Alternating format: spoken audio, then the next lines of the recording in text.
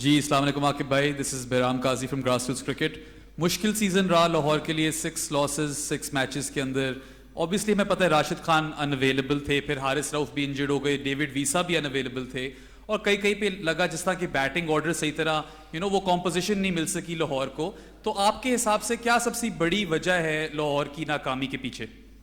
देखिए, on a given day अगर आप देखें तो आज जो मुल्तान के भी अवेलेबल प्लेयर्स थे वो बड़ी लिमिटेशंस थी। On what ever choices you have, आपने फिर भी ग्राउंड में तो फाइट दिखानी है, जो कि अनफॉर्चुनेटली आज वो देखने को नहीं मिली।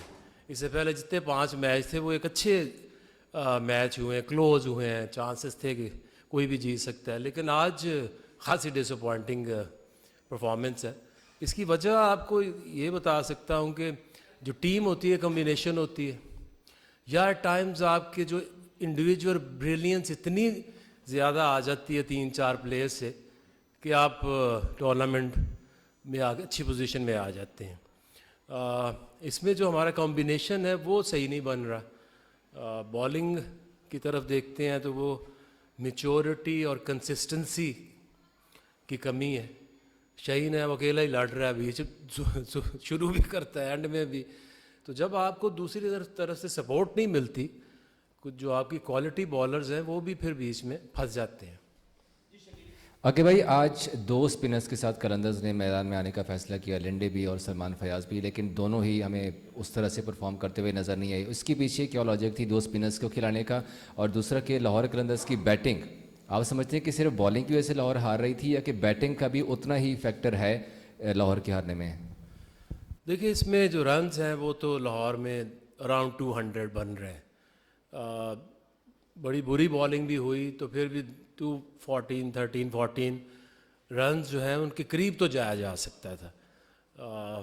और मैं ये समझता हूँ कि दो जो आपने स्पिनर्स का पूछा है, तो हमने ये अब सोचा था कि let's have a 3 spin options. Sikandar Raza को भी आप शामिल करें। एक आपका लेफ़्ट आर्म है Linde, then leggie, then offie, and then 4 seam bowlers.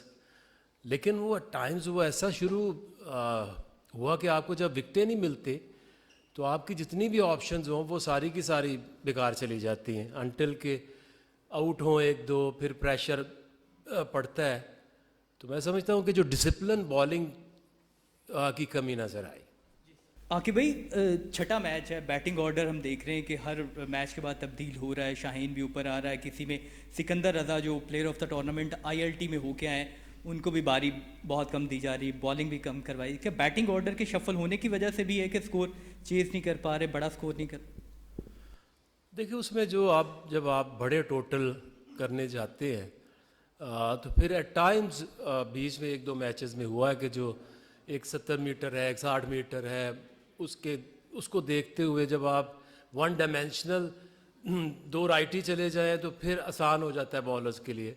But you can, हम ट्राई करते हैं, उसमें कई दफ़ा चीज़ें जो है सक्सेसफुल हो जाती हैं, कई दफ़ा उस तरह से नहीं होती, और जब नहीं होती तो आप मैच हारते हैं।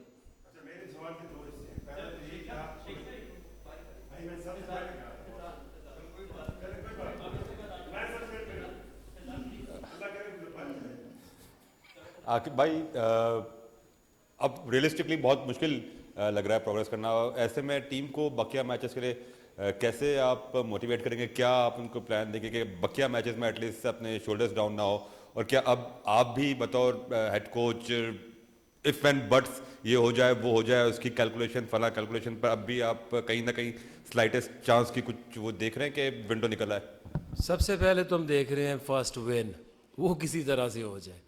और देखिए, ये जो स्पोर्ट्स है ये हर प्लेयर अपनी प्राइड के लिए खेलता है। आई एम श्योर कि जो 7वां मैच भी जो प्लेयर ग्राउंड में आएंगे सारी दुनिया उन्हें देखती है, उनकी रेपोज होती हैं, उनके स्टैंडर्ड्स होते हैं।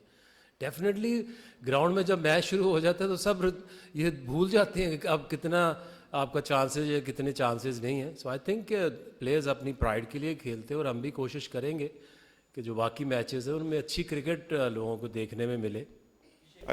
अच्छा, मेरा पहला तो ये है कि आपको लगता है कि एक साइकिल पूरा हुआ है अभी PSL का, दूसरे साइकिल में कोई हम मौजा उल्टा देख सकते हैं कि कलंदर सारे मैच जीते और उसके अलावा जो आज फील्डिंग में परफॉर्मेंस रही है आपकी टीम की, वो मतलब इज्तमाहियत में हम किसी इंडिविजुअल को तो कह रहे हैं, पर इज्तमाहियत में लाहौर कलंदर आपको लगा है कि आज उसने ऐसी फील्डिंग की है कि वो एक मैच जीतना चाह रही है?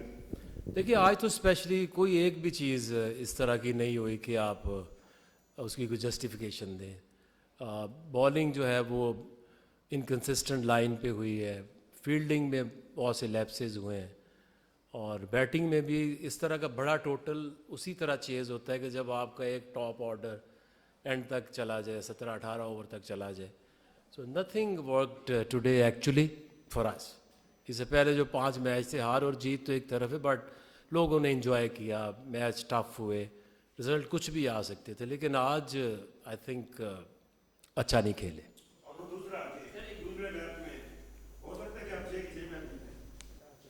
चार है, देखिए 6 हारना भी एक उतना ही कमाल है जितना कि 4 जीत जाना। So hope for the best. Aqib भाई ये बताएं कि अब्दुल्ला शफीक पाकिस्तान टीम का बड़ा कंसिस्टेंट हिस्सा रहे हैं, और हमने देखा है कि उनको शुरू में 1-2 मैचेस मिले, उसके बाद आपने उनको टीम कम्बिनेशन का हिस्सा नहीं बनाया। तो कुछ वजह बता सकते हैं अब्दुल्ला शफीक के बारे में कि अगले मैचेस में उनको मौका मिलेगा फिर से?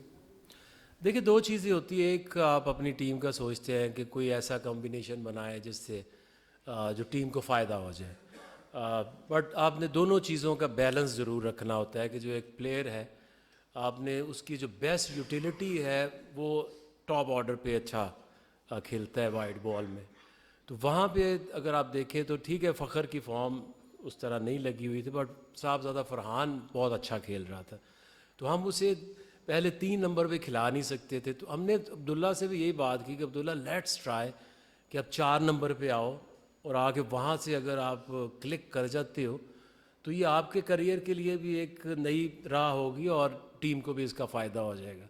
बट जहाँ वो थोड़ा सा फंसे तो आपका फिर एज मैनेजमेंट एज प्लेयर आप सोचते हो कि आप फिर कामरान गुलाम को लेके आएगा जो खेलते 4 नंबर पे हैं, तो ये थोड़ा सा बैलेंस आपको लेके चलना पड़ता है।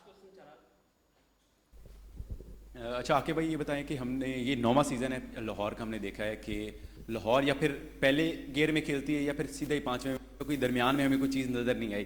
तो जब से आपने संभाला है कि स्ट्रेटजी हमेशा यही रही है कि एग्रेसिव ही खेलना है चाहे रिजल्ट्स जो भी हों, क्योंकि हमें या फिर ट्रॉफी जीतती नज़र लाहौर आई है या फिर आखिरी नंबर पे नज़र आई है, तो क्या स्ट्रेटजी होती है हमेशा रही है इन सालों के अंदर?